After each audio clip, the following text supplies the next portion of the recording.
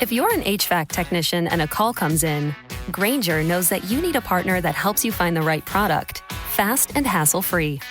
And you know that when the first problem of the day is a clanking blower motor, there's no need to break a sweat. With Grainger's easy-to-use website and product details, you're confident you'll soon have everything humming right along. Call 1-800-GRAINGER, click Grainger.com, or just stop by.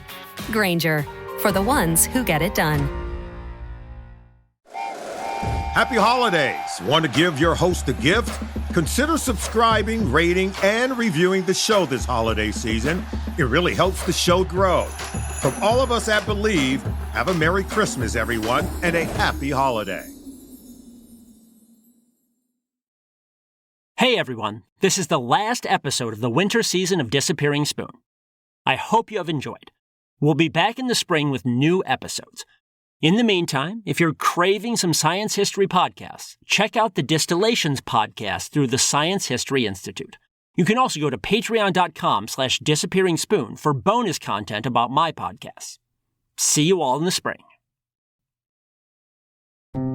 For William Jennings Bryan, a 3-time presidential nominee and former Secretary of State, giving a high school commencement speech might seem like a letdown. But in late spring 1919, Bryan agreed to do just that for his hometown of Salem, Illinois. Practically the entire county turned out to see their hero. And although he was pushing 60 years old, Bryan could still put on a show. He had the whole town spellbound until someone started laughing. Bryan's eyes darted to the mischief maker. It was a teenager from the graduating class, a skinny, owly fellow with glasses and thin red hair. He had cracked a joke to his friend in the middle of Bryan's speech. The old man's mouth hardened, and his black eyes bored in on the lad. The crowd no doubt hushed as Bryan held the glare for several devastating seconds. Then he cleared his throat and continued. As a veteran speaker, Bryan did not let the interruption derail him, and he likely would have forgotten the incident entirely. Except, a few years later, in 1925, exactly a century ago, he ended up prosecuting that same troublemaking young man in court in a trial that would captivate the nation.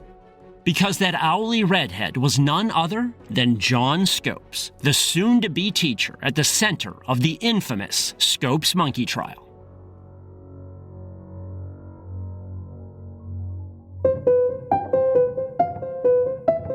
From the Science History Institute, this is Sam Keene and the Disappearing Spoon, a topsy-turvy, science-y history podcast, where footnotes become the real story.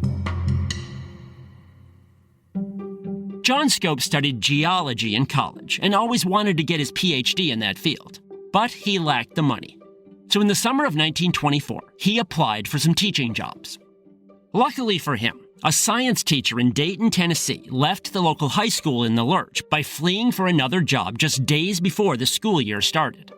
The district was desperate for a replacement and hired the 24-year-old Scopes despite his complete lack of experience. Dayton was a prim town, full of stately homes with pretty gardens. It had 2 paved roads and 9 churches for its 1,800 inhabitants, mostly Baptists and Methodists. Scopes taught general science and coached football, despite his scrawny frame. The year passed uneventfully until March. That month, the Tennessee legislature passed a law banning the teaching of evolution in public schools. As a man of science, Scopes thought the law sounded dumb and ignored it. So did everyone else in Dayton. It was just some politicians grandstanding. But not everyone ignored it. The ACLU, the American Civil Liberties Union, thought the law was an abomination, not to mention unconstitutional. The organization had been founded just 5 years earlier and wanted to make a splash, so it decided to challenge the law. The problem was the ACLU was headquartered in New York. It had no standing in Tennessee. So the group took out newspaper ads in the state, announcing their hopes to find a willing defendant. One ad reached a 31-year-old engineer in Dayton named George Rapelier. Rapelier worked at a chemical plant in town that made coal and a coal byproduct called coke. Or it used to. The plant had nearly gone bankrupt. It was Dayton's big employer, and its slump had brought the town down with it. So when Rapelier saw the ACLU ad, he sensed an opportunity. He decided a teacher in Dayton should challenge the law. The publicity could boost Dayton's profile and bring in jobs. Frankly, I am not sure what Rapelier was thinking. Because of him, Dayton became a worldwide laughingstock. But hey, maybe any publicity is good publicity. Regardless, Rapelier held a meeting at a drugstore with a few local muckety-mucks and pitched his idea. They were equally excited. They decided to recruit the town's new science teacher, John Scopes. They selected Scopes not for his eloquence or bravery or intelligence. They chose him because, as a young bachelor from out of state, he didn't have any family members nearby that would suffer from any threats or abuse. Now, this behind-the-scenes maneuvering might conflict with your image of the Scopes trial. It did with mine. I had always pictured Scopes as a noble iconoclast, someone standing up for scientific truth, like a latter-day Galileo. And Scopes did believe in evolution, sure. But in reality, the whole trial was engineered, a publicity stunt. At the drugstore, Rapelier and his cronies sent 2 boys out to fetch Scopes. The teacher wandered in a few minutes later, blinking behind his glasses. Rapelier laid out his idea. Scopes hesitated. He was a quiet fellow who hated stirring up trouble. Plus, there was another problem. That spring, Scopes had taught biology at the local high school. But on the day that evolution came up in his lesson plans, Scopes was out sick, so the class skipped the topic, which meant that Scopes never actually taught a lesson on evolution. The only thing he had done that might have been illegal was mention evolution in another general science class. Rapelier batted away this pesky objection, and he convinced a reluctant Scopes to become the defendant. A few days later, a mock arrest took place, and local prosecutors filed charges. That prosecution team looked formidable. One member was a future U.S. Senator. The team also included a man named Sue Hicks, who later inspired the Johnny Cash song, A Boy Named Sue. Most formidable of all, William Jennings Bryan joined the team. Bryan was old and creaky then, suffering from diabetes. He didn't even live in Tennessee. But as a fundamentalist Christian, he despised evolution and wanted to see the idea crushed. He promised a duel to the death in court. Scopes was aghast to hear about Bryan joining the prosecution. He must have thought back to his rude interruption of Bryan's commencement speech and trembled. The old man could finally get his revenge. For his defense team, Scopes hired a local lawyer, but the overall case was orchestrated by the ACLU in New York. And they pretty much ignored their client. Scopes had to read the newspapers to find out what plans his own lawyers had for his case. Then something unexpected happened. A lawyer in Chicago named Clarence Darrow volunteered to defend Scopes. Darrow was a controversial figure. As a young, struggling professional, he had paid his bills by playing illegal poker games. In the courtroom, he made a name for himself defending radical labor activists, including one who had planted bombs to take out his enemies. Darrow actually got caught bribing a juror in that case. Later, Darrow defended Leopold and Loeb, 2 teenagers who had murdered a young boy just to prove they could commit the perfect crime. Politically, Darrow and Bryan were both populists, fighting for the little guy, but they diverged over religion. Whereas Bryan was fundamentalist, Darrow was agnostic, even atheist. He resented Bryan for shoving Christianity down people's throats. That's why Darrow volunteered to defend Scopes. He wanted a heavyweight showdown with Bryan over the ultimate truth of evolution. Which is exactly why the ACLU did not want Darrow on their team. The ACLU lawyers supported evolution, yes, but they believed that the best way to invalidate the Tennessee law was to focus on narrow legal issues, like the violation of church and state. Fighting over the truth of evolution would be too polarizing, so they rejected Darrow's offer. But Scopes did not. At some point that spring, the ACLU decided that, heck, maybe they should bring their client in and update him on his own case. So Scopes rattled up to New York in a train. And while there, he made an impassioned speech begging the ACLU to join forces with Darrow. They needed star power to counteract William Jennings Bryan. Otherwise, he would have the jury eating out of his hands. The ACLU scoffed at Scopes. What did he know about his own case? But despite his appearance, Scopes could be tough. He stood his ground, and the ACLU agreed to hire Darrow. And with that, a heavyweight title card was set. Tennessee versus Scopes, Brian versus Darrow, and fundamentalist religion versus evolution.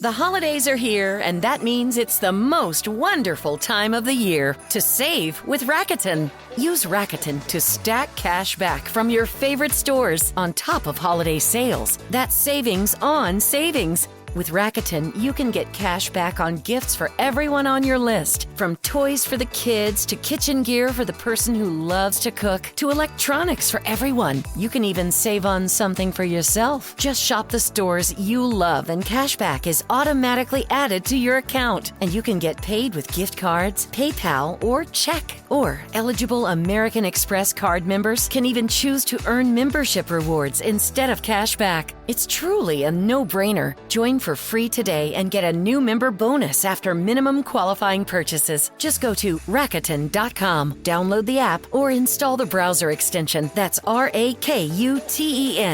Terms and conditions apply.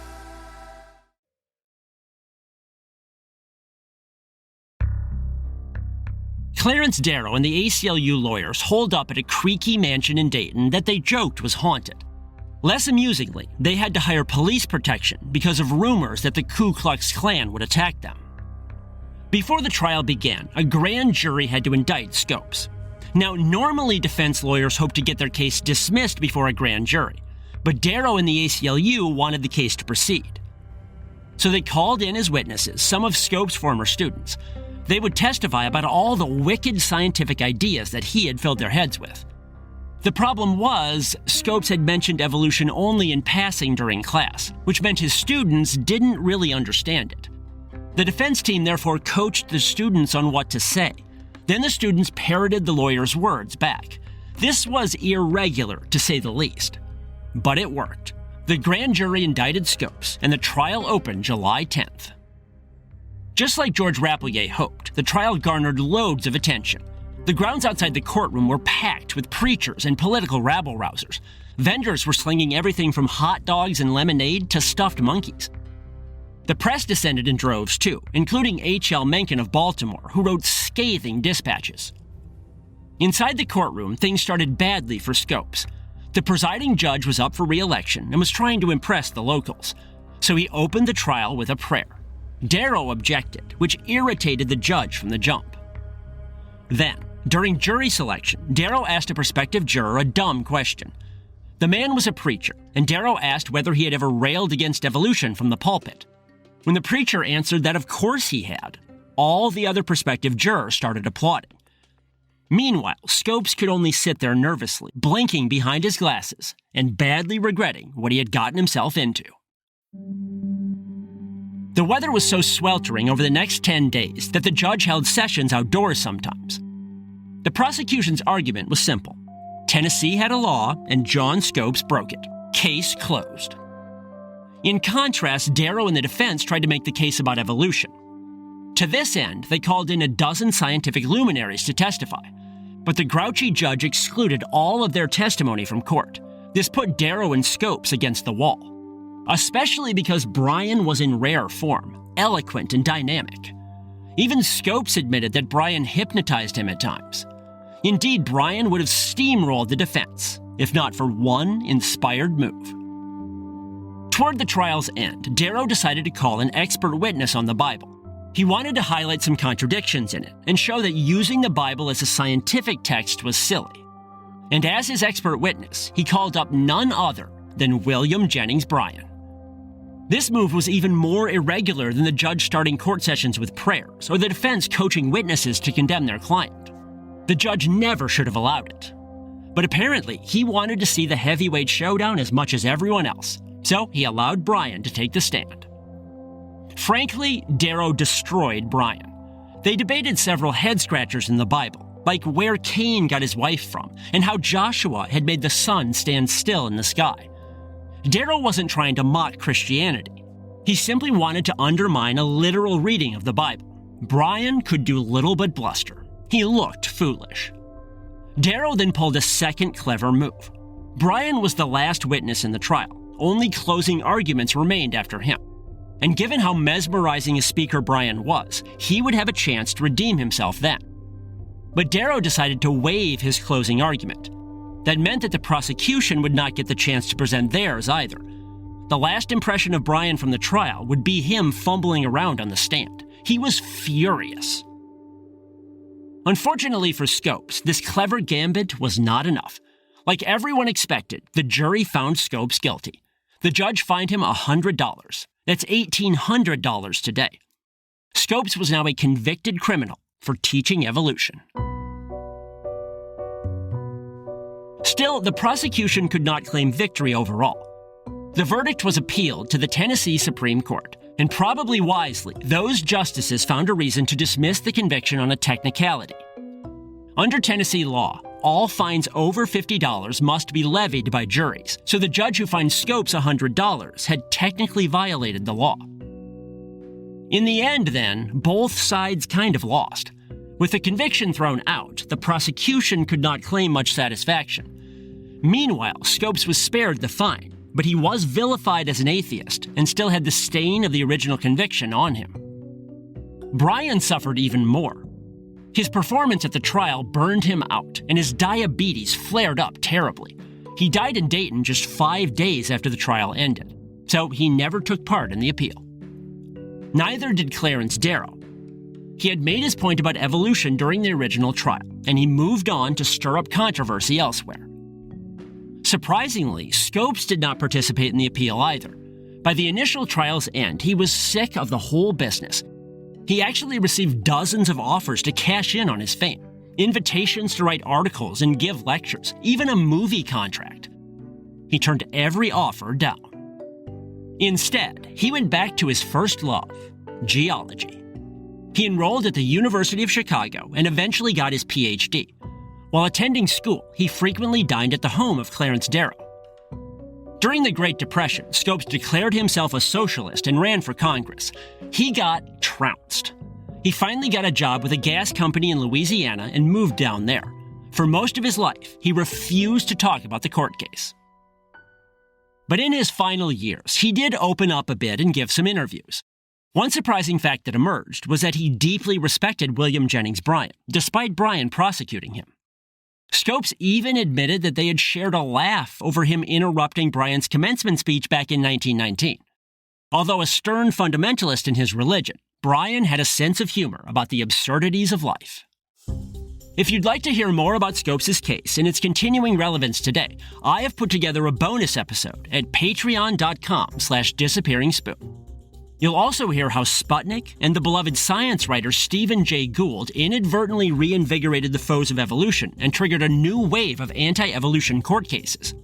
All that at patreon.com/disappearingspoon. Scopes was a heavy smoker, and he died of cancer in 1970, just 3 years after Tennessee finally revoked its anti-evolution law. I admit that when I started this story, I expected to write about a much different Scopes, a firebrand, an iconoclast. But that's just not the truth. Scopes had not particularly wanted to challenge the law. Other people did, for publicity, and Scopes soon regretted getting involved. But to me, that makes him all the more admirable in some ways. They say that courage is not the absence of fear. It's feeling fear and going forward anyway. That's how I've come to see John Scopes. The famous monkey trial may have been manufactured. It's not the pure Galilean morality tale that we'd like. Nevertheless, it's still a touchstone for science, as is Scopes' reluctant heroism. We can't all be iconoclasts and fiery truth-tellers, but he set a wonderful example of what people can do to stand up for scientific truth, an important model anytime science faces threats from benighted foes intent on destroying it.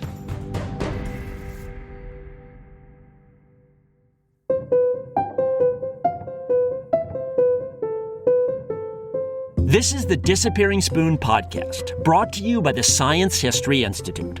Be sure to check out their in-depth science history podcast, Distillations. You can find it anywhere you get your podcasts or on their website, distillations.org. You can find more incredible stories in my books or at samkeen.com. You can also book me as a speaker there for your school or event. If you like this podcast, please spread the word and support it at patreon.com/disappearingspoon. You can also get bonus episodes and signed books at Patreon. This episode was written by me, Sam Keene. It was produced by Mariel Carr, Rigoberto Hernandez, and Sarah Kaplan.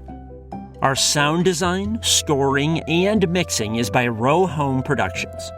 Row Home's creative director is Alex Lewis. John Myers is Row Home's executive producer. Thanks for listening.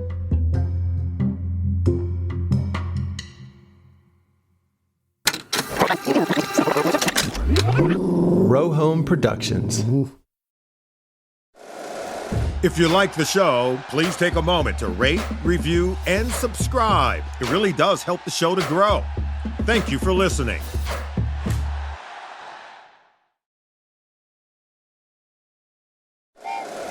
Happy holidays! Want to give your host a gift? Consider subscribing, rating, and reviewing the show this holiday season. It really helps the show grow. From all of us at Believe, have a Merry Christmas, everyone, and a Happy Holiday.